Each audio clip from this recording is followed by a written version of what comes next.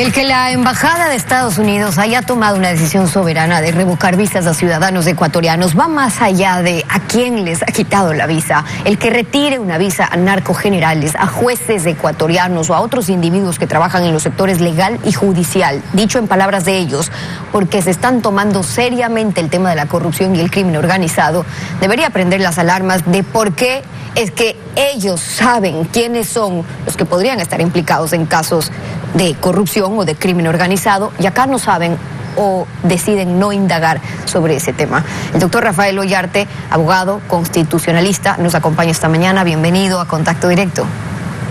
Buenos días, doña Estefi, un placer estar con usted y con todos los amigos de Contacto Directo. Buenos días también. En la comparecencia de la ministra de Gobierno en la Asamblea, señaló que el embajador les había dicho que no pueden dar información sobre los nombres de narcogenerales a los que se les había retirado las visas. Ok, pero el camino es otro, no estamos hablando de un problema de consulados, de embajadas, este es un asunto de Estado representado por el presidente, por el procurador, por la Cancillería pidiendo colaboración e información. El canal directo ahora debería ser Cancillería. A ver, sí, sabemos y tenemos harto claro y hace mucho tiempo de que los Estados Unidos en ninguna nación te tiene que dar justificaciones, y generalmente no lo hacen, de por qué se concede o se niega una visa, y en el caso de haberse otorgado una visa, por qué te la retiran, porque las razones pueden ser muchas. Puede que hayas incumplido las condiciones de la visa, es decir, que te hayas quedado más tiempo, que te hayas quedado trabajando, que ya no cumpla los requisitos para mantener este instrumento con el cual tú ingresas a otra nación soberana, y también la comisión de infracciones. Ahora, ¿por qué nos hemos enterado del tema del retiro de las visas? No fue inicialmente por un tema de la Embajada de los Estados Unidos, sino por los propios dichos, primero de un general que no fue calificado para el ascenso, y luego de un abogado que también dijo que le habían retirado la visa. Y luego viene un comunicado de la Embajada de los Estados Unidos que no es que te tiene que aclarar las razones por las cuales han retirado las visas, sino que te han hecho un señalamiento general que muchas veces se ha dicho también en la historia de nuestro país, de que se cometen actos de corrupción en el Ecuador, que hay gente involucrada con actos delictivos y que los Estados Unidos no van a permitir que esas gentes ingresen al territorio de Estados Unidos porque ellos están comprometidos contra la lucha contra la corrupción.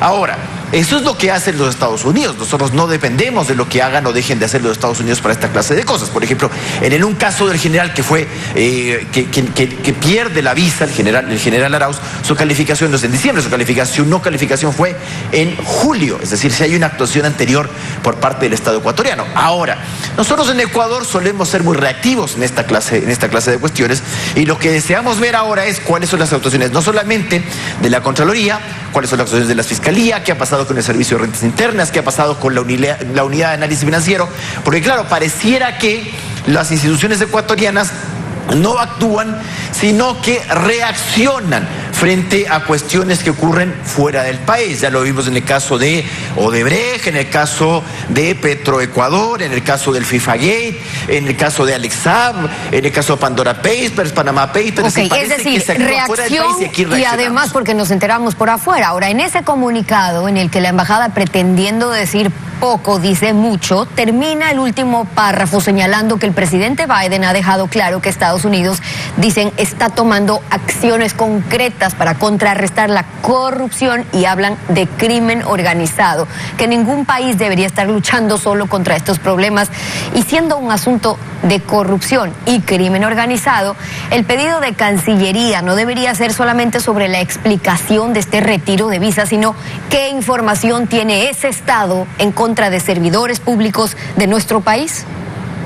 Efectivamente, pues, o sea, quedarnos con el tema de a quienes le conceden visas y sacar una visa pensando que eso es, en los medios públicos dicen, yo sí tengo la visa, como que eso es un certificado de algo, cuando aquí la cosa es mucho más profunda, es decir, tengas o no tengas visa, la mantengas o la hayas perdido, acá hay cuestiones que tienen que investigarse, es decir, no es posible que en el Ecuador la pobredumbre esté tan extendida que, como se suele decir, donde pones el dedo sale pus, y que nosotros estemos requiriendo de que los Estados Unidos nos hagan el trabajo. Cierto es que hay ciertas cooperaciones internacionales. Ahora, que la Cancillería le vaya a pedir algo al gobierno de Estados Unidos a través de su embajada o a través de su Departamento de Estado, cuando tenemos una Fiscalía que es el titular de la acción penal pública, que es la que puede en esos casos pedir cooperación internacional, cuando tenemos una unidad de análisis financiero, que no solamente existe en el Ecuador, sino que existe en la internacional, y que a través de ese órgano también se puede pedir colaboración, y que nosotros estemos pensando que el principio y fin de las cosas es las visas, nosotros estamos equivocados, entonces estamos luchando mal con el tema contra la corrupción. Y cuando la ministra habla de colaboración, etcétera, dentro de un proceso penal, judicial, internacional, ¿qué pasos deberíamos estar dando ahora entonces en esa línea? Ahora, eso es otra cosa, pero para eso se requiere, primero, iniciar al menos las investigaciones. Cuando usted inicia las investigaciones y tiene sospechosos y cree que debe establecer una instrucción fiscal, viene la cooperación internacional. Pero para eso se requiere la actuación previa de los órganos públicos ecuatorianos, pues. Ahora, mientras tanto, internamente estamos hablando de que hay 40 generales de Fuerzas Armadas, 20 de la Policía Nacional, que unos cuantos tengan que ser investigados, no convierten culpables al resto. Las generalizaciones hacen daño, sí, pero por el bien de la institución, más allá de la presunción de inocencia, ¿cuáles son los canales jurídicos aquí para empezar a investigar, que sea más allá de un, ok, vamos a revisar los patrimonios?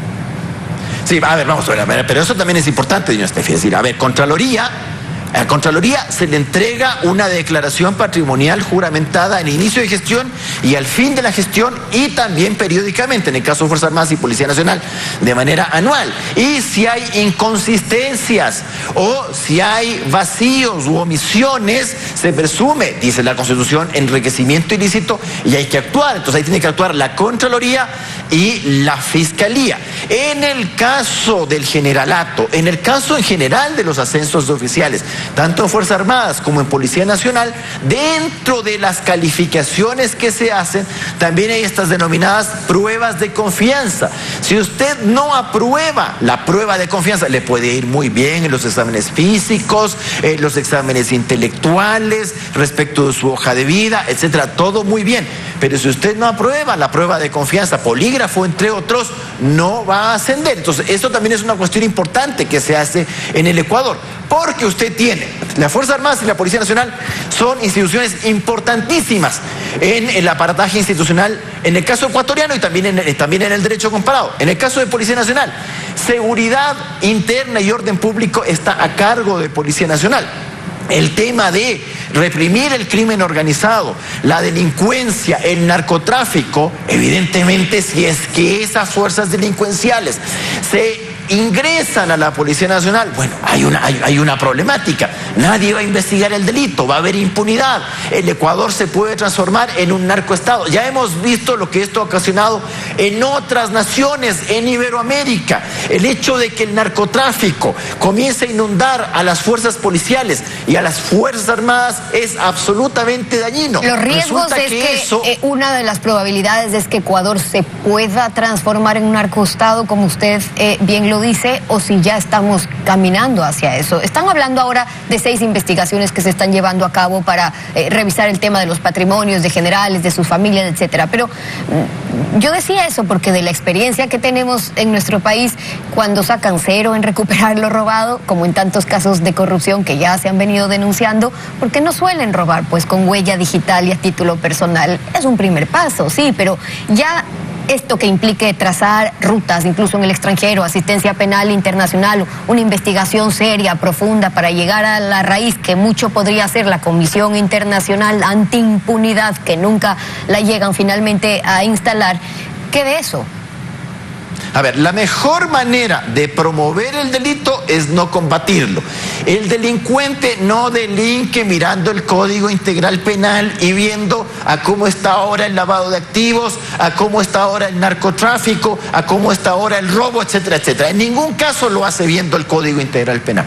Lo hace en la convicción de que, 1, su delito no va a ser investigado. 2, que si es investigado no va a ser procesado. Si es que es procesado no va a ser condenado, y como ya hemos visto, si es que llega a ser condenado, la sentencia no se va a ejecutar porque se va del país. Entonces, si comenzamos desde el inicio, desde el propio tema de las investigaciones, Si es que usted tiene órganos policiales con gente involucrada, con la delincuencia organizada, con el narcotráfico, evidentemente usted está abriendo la puerta, no solo a que el delincuente nacional siga ejerciendo su actividad ilícita, sino que tengamos un gran componente internacional, pues decir, que estas bandas organizadas de otras naciones vengan al Ecuador porque el país se le transforma a usted en un paraíso delincuencial. Usted aquí es un intocable, porque la gente que le tiene que investigar no le va a investigar. Ahora, y esta cuestión es como un cáncer porque se empieza a extender. Entonces usted le va mal con la Policía Nacional y hace como otras naciones. Metamos a las Fuerzas Armadas. Mete usted a las Fuerzas Armadas y se contamina las Fuerzas Armadas. Luego mete el Poder Judicial y el Poder Judicial también es contaminado. Y a la larga...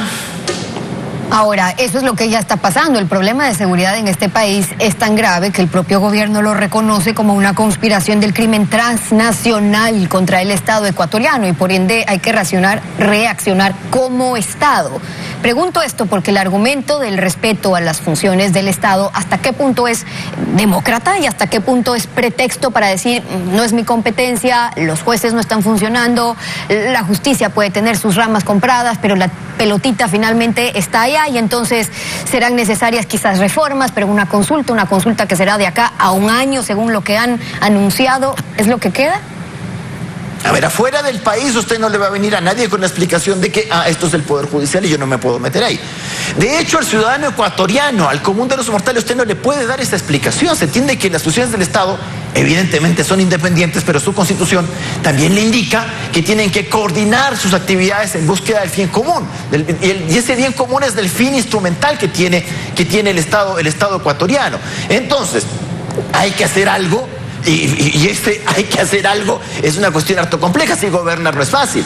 Ya nos ha anunciado el presidente de la República una consulta popular sobre el tema de reforma a la justicia. Ahora, no sabemos por dónde van los tiros, no sabemos si se trata de una reorganización del Consejo de la Judicatura. Es decir, a ver, si usted tiene a miembros del Consejo de la Judicatura que creen que basta con sacar el pasaporte y decir yo sí tengo la visa, y nosotros sí tenemos la visa y lo hemos arreglado todo, estamos mal. Si usted tiene al lado un miembro del Consejo de la Judicatura que para defender a sí mismo se va a Babahoyo y obtiene cautelares en 15 minutos a la medianoche, bueno, entonces tiene problema dentro del Consejo de la Judicatura. O si otra, para proteger una función pública que tenía y no quiere perderla, se va al Puyo también a pedir acciones de protección. Entonces el problema está también dentro del Consejo de la Judicatura y lo que estamos haciendo. Es decir, ¿cómo podemos combatir las irregularidades de ese modo? ¿Cómo podemos combatir las irregularidades? Cuando usted dicta sentencias que pueden ser muy populares, pero que le impiden extraditar a alguien, pues, porque usted está poniendo cosas en la sentencia que cuando llegue al estado requerido para pedir la extradición le van a decir, perdón, esto no se entiende y le niego nomás la extradición. Si esa experiencia nosotros la tenemos. Porque echa la ley y está hecha la trampa también. El doctor Rafael Ollarte, abogado constitucionalista, acompañado